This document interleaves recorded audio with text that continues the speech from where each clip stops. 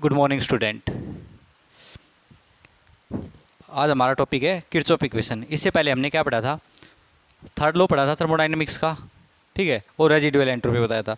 उसके अंदर आपको केवल थ्योरेटिकल पोर्शन याद रखना है, कुछ मिनिमम पॉइंट है, ठीक है, वो आप देख लेना। जो मेन है किरचॉफ इक्वेशन। तो किरचॉफ इक्वेशन में केवल क्या है, डायरेक्ट फार्मूला बेस क्वेश्चन आते हैं। क्या आते हैं? Direct formula base. तो आपको इसका फार्मूला याद रखना है। आपको एक बार ये देख लो प्रोसेस आया कहाँ से, ठीक है। ये क्या बताता है? मतलब किरचॉफ ने बताया चेंज इन एंथैल्पी और विद चेंज इन एंट्रोपी। मतलब एंथैल्पी का चेंज टेम्परेचर, एंथैल्पी टेम्परेचर के साथ में कैसे वेरी होती है, एंथैल्पी टेम्परेचर के साथ में कैसे वेरी होती है, किसने बताया? किरचॉफ ने बताया। मतलब कि variation of enthalpy with temperature, ठीक है। इसने मान लिया कोई ए है, कोई बी रिएक्टेंट है, कुछ प्रोडक्ट में गया, उसकी स्पेसिफिक हीट कुछ है C A C P A, constant pressure के ऊपर बात चल रही है ये, ठीक है। Specific heat at constant pressure of product B, ठीक है। देखो आपको पता है सी वी क्या होता है, D you by D T होता है, सी पी क्या होता है, D H by D T. क्योंकि हमें एंथैल्पी का चेंज निकालना है टेम्परेचर के साथ में, तो हमने सी पी लिया है, सी वी नहीं लिया। C P equal to D H by D T, यहाँ तक ठीक है। मतलब इसको डेल्टा लिख सकते हैं, D delta change C P of product. नहीं भाई, इसको ये कैसे किया, एक मिनट, देखो इस साइड यहाँ पे क्या था, D H by D T C P था, ठीक है। अब यहाँ पे जैसे क्या काम किया, डिफरेंशिएट कर दिया चेंज करने के लिए, डेल्टा एस एंथैल्पी के चेंज को डिफरेंशिएट किया।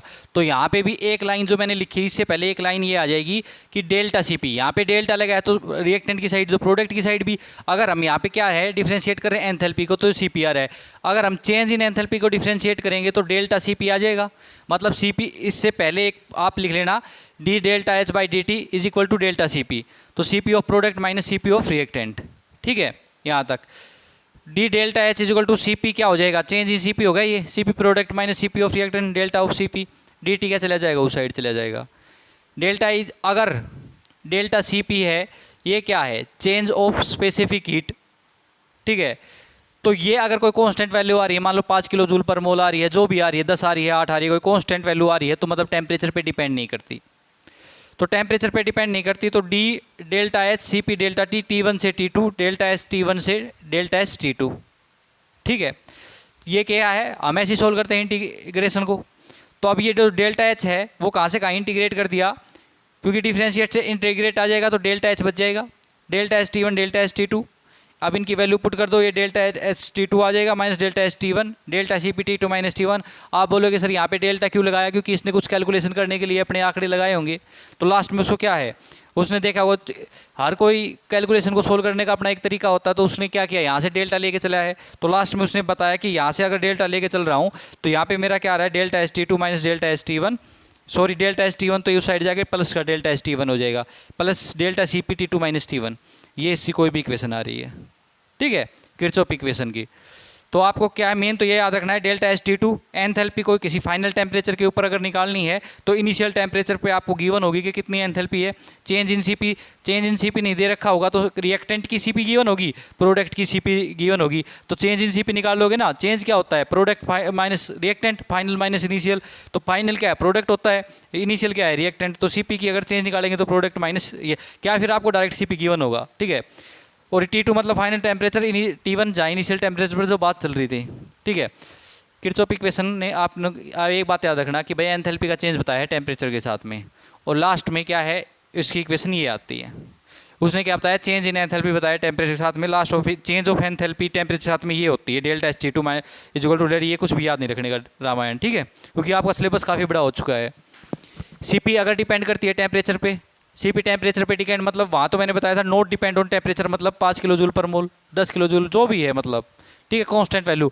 अगर यहाँ पे कर दे 5 + 2 आर टी, 5 + 2 टी, 5 + 4 टी, जो भी है, मतलब अगर ऐसे टेम्परेचर पे डिपेंड करे, ऐसे ए प्लस बी टी की फॉर्म में, तो अगर यहाँ पे ए प्लस बी टी रख दो, यहाँ पे अगर डायरेक्ट सी पी रखा था वहाँ पे क्या रख दो, ए प्लस बी टी रख दो, ए प्लस बी टी रख दो, ठीक है। अब इनको अलग अलग खोल दो, ए डी टी आ गया plus B T D T आ गया, और बात कहाँ चल रही है, इनिशियल से फाइनल टेम्परेचर के बीच में बात चल रही है, ठीक है।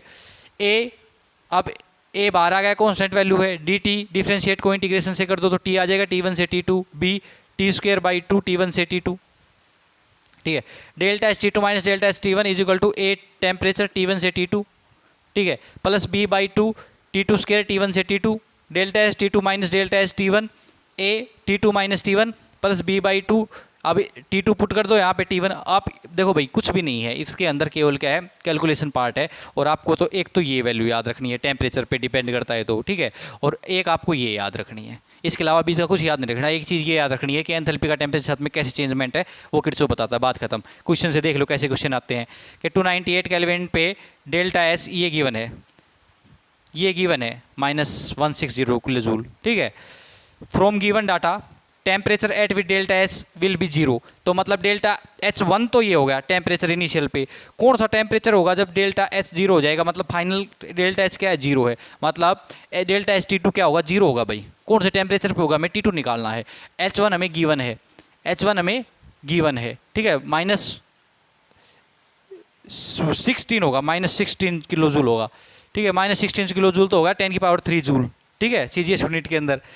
तो डायरेक्ट फॉर्मूला लगाओ, delta H T two delta H T one plus delta C P T two minus T one.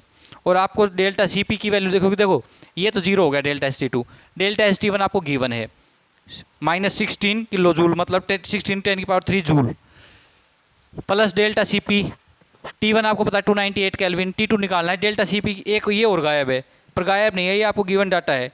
देखो ये C2H5 C2H4O CH4CO, मतलब CH4 और CO प्रोडक्ट माइनस रिएक्टेंट का होगा। तो 30 प्लस में 36 माइनस 50, हाँ 30 प्लस में 36 माइनस 50, प्रोडक्ट की जो CP है उसमें से इनिशियल जो CP थी उसको घटा दो तो वो क्या आ रही है 16 जूल पर केल्विन। तो वो 16 रख दी, ठीक है, 16 रख दी। अब आप डायरेक्ट T2 निकालोगे तो 1298 केल्विन। तो मतलब मैंने क्या बताया, इसके अंदर आपको केवल ये याद रखना है कि आपको ये फॉर्मूले याद रखने किरचॉफ के अंदर।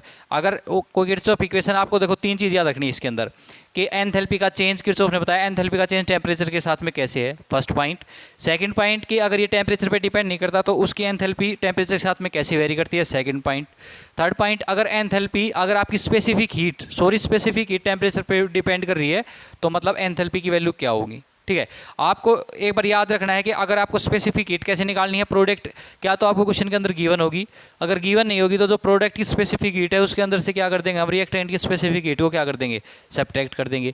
ऐसे आपका क्या हो जाएगा, सोल्व हो जाएगा। Okay, thank you. एक दो क्वेश्चन और हैं किरचॉफ इक्वेशन के ऊपर, ठीक है, मैं कोशिश करूंगा उनको मैं नेक्स्ट लेक्चर के अंदर आपको क्लियर करवा दूं, ठीक है। 1 से या 2 लेक्चर होंगे। फिर हमारे पास एक लास्ट टॉपिक है थर्मोडायनेमिक्स के अंदर, गिब्स एनर्जी, ठीक है, लास्ट टॉपिक बचा है गिब्स एनर्जी।